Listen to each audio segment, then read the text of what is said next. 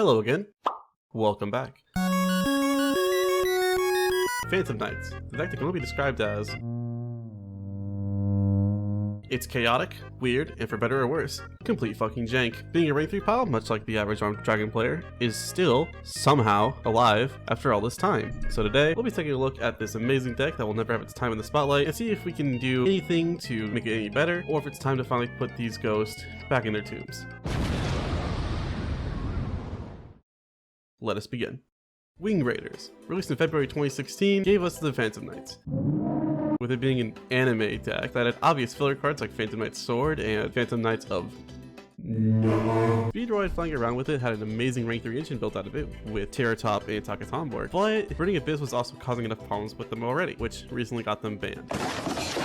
Also being a level 3 did also lead them down some janky piles as well, leaving them with some junk Seacron builds and some other weird stuff with them. These piles of Rusty Paper did hold themselves up during the February 2016 UDS however, and at the time of release, the Pepe format was just killed off with every deck after competing to take over for it. A very common deck at the time, Draco Piles and Cosmo, were both amazing combo decks that could easily hold up their own very well, if not better than anything else at the time as well. Monarchs also just getting their recent structure decks at the time caused them to be a very big meta storm that's very affordable powerhouse at 3 structures, something Konami only tried to make happen again in early 2023 with the Weird Planet Children. Phantom Knights, along with Burning Abyss, were the embers left over from these decks. Both are arguably the best tier 2 choices you could pick between. Phantom Knight had a wide selection of rank 3 pools you could easily go into, while Burning Abyss had a similar situation with a lot more higher trap focus at the time, also both ending pretty much on a Dante. After this amazing introduction, Phantom Knights immediately fell off.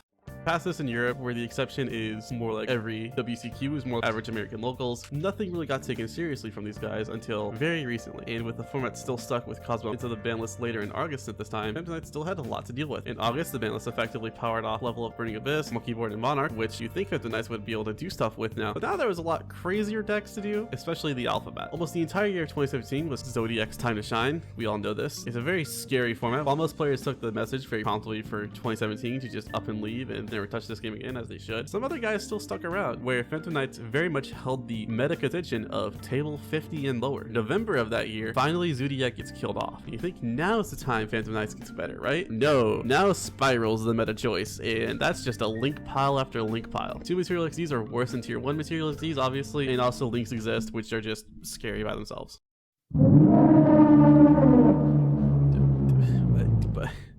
Fuck, can we just skip 2019 and 2018, please? Like, this era just kind of fucking sucks entirely. Too many firewall formats are just FTK after FTK. Phantom Knight at this point had 0 support for years and made purple. Phantom Knights had so much little expectation at this point where absolutely nothing was happening against them. A very rough time for them, especially in 2020 when